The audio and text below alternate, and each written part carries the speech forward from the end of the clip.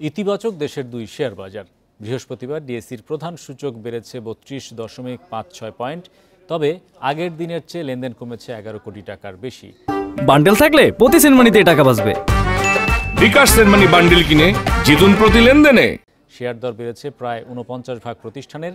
এদিকে চট্টগ্রাম স্টক এক্সচেঞ্জের সার্বিক সূচক বেড়েছে ১১৮.৪০ পয়েন্ট। বৃহস্পতিবার দিনের শুরু থেকেই ইতিবাচক ছিল ঢাকার শেয়ার বাজার। প্রথম ৩০ মিনিটে প্রধান সূচক বাড়ে প্রায় ৪৭ পয়েন্ট। বেলা বাড়ার সঙ্গে সঙ্গে চলতে থাকে সূচকের উত্থান পতন। তবে দিন শেষে ডিএসইএক্স সূচক ৩২.৫৬ পয়েন্ট বেড়ে অবস্থান করছে ৫,০৬৮ পয়েন্টে। সূচক বাড়লেও ডিএসইতে কমেছে লেনদেনের পরিমাণ। আজ মোট লেনদেন হয় ৬৭৯ কোটি ২ লাখ টাকা। আগের দিনের চেয়ে লেনদেন কমেছে প্রায় ১১ কোটি ৬০ লাখ টাকা। হাতবদলে অংশ নেওয়া ৩৯৪টি কোম্পানি ও মিউচুয়াল ফান্ডের মধ্যে দর বেড়েছে ১৯৬টি প্রতিষ্ঠানের শেয়ারের, কমেছে ১২৮টি এবং অপরিবর্তিত ৭০টি প্রতিষ্ঠানের শেয়ার দর।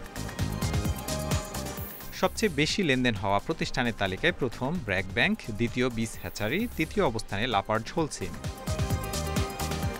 শতাংশের দিক থেকে দর বৃদ্ধির তালিকায় রহিম টেক্সটাইল প্রথম, দ্বিতীয় অবস্থানে দেশ গার্মেন্টস এবং তৃতীয় অবস্থানে Gemini seafood.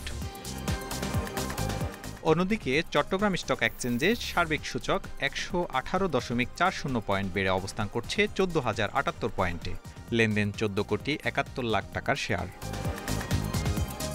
Tarique Hossain, independent news, Dhaka.